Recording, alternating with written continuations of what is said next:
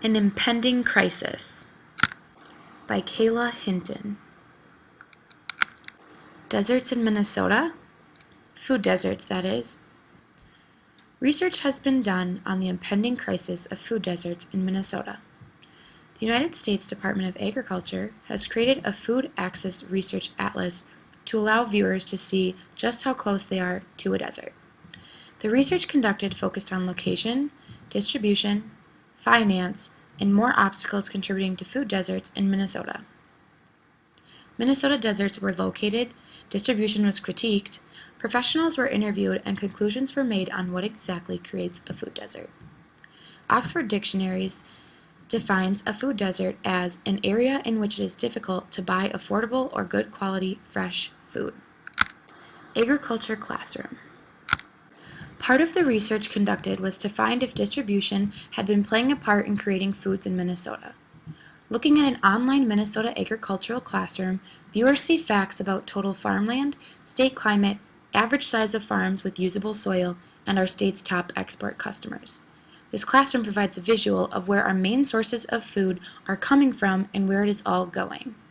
It has been vital in the research to see patterns of distribution and locations of food deserts.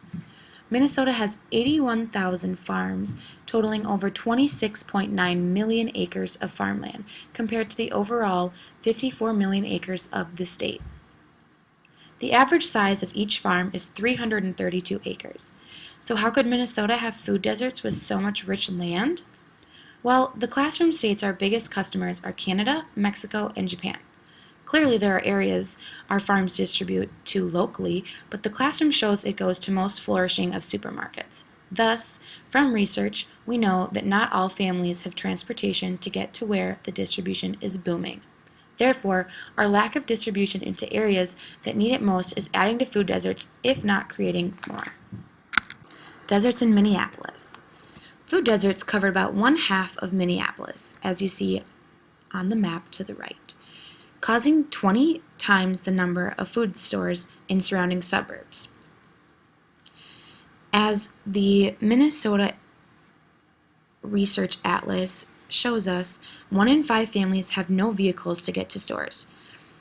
This then has the populations sticking between their means within the food deserts, resorting to accessible and affordable food, which is fast food. Sherry Smith, a professor at the University of Minnesota of the College of Farming, Agricultural, and Nutritional Science, quotes, "This physical lack of healthy food is in many cases increased by low levels of financial access to healthy food, poor education about nutrition, and lack of transportation options." She has been studying food patterns, food deserts, obesity, and many more schemas of nutrition for over 10 years. In 2009, Sherry published her research of an investigation on how low-income residents living in food deserts access normal foods. Sherry's article and interview emphasized that personal choice and social and cultural environment played the largest role in how those living in food deserts managed to get food. What has been happening is that fast foods and other types of food with little to no nutritional value have become amazingly cheap and accessible to these types of communities. Those living in food deserts choose to take the cheaper route, as stated in the previous slide, especially without a way to get to an actual grocery store, thus isolating them in their food desert and keeping them there. Affordability. In urban neighborhoods, zoning laws and real estate costs contribute to a lack of supermarkets. In rural communities, supermarket chains often find low population areas unattractive. Both situations can lead to food deserts. To carry on with the schema of finance, convenience stores were compared to grocery store prices throughout this research. As you see in the graph I created, white bread, wheat bread, and milk all had a substantially greater price in convenience stores than grocery stores. This shows that the lack of money being put into accessible food is a characteristic that leads to food deserts. Low-income populations are not ideal for supermarkets or grocery stores, therefore are contained to fast food and no way to get fresh or healthy food. All these factors have contributed to food deserts in Minnesota and have led to an impending statewide health crisis. The lack of income, knowledge, and availability of fast food has spiked obesity in Minnesota.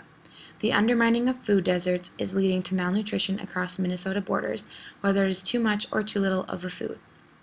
Knowing what is contributing to food deserts and how we can stop the incline is necessary for a healthier Minnesota.